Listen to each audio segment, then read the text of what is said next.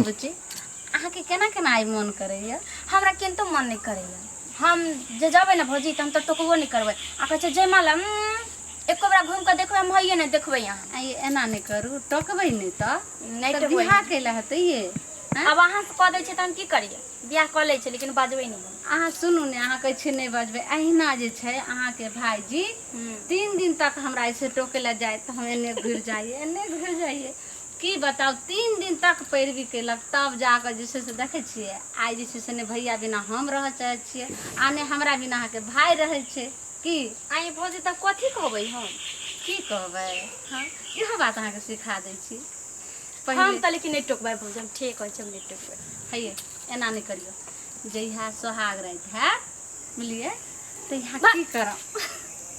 सुनू ने, अहाँ कहै छै जहिया सोहाग रात हैत ने तो यहाँ 1 गिलास जे छै दूध अहाँ के देत।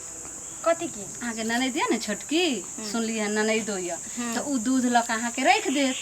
तो अहाँ की करब जे दूध ल के से धीरे धीरे उ देत अहाँ के पिए ला।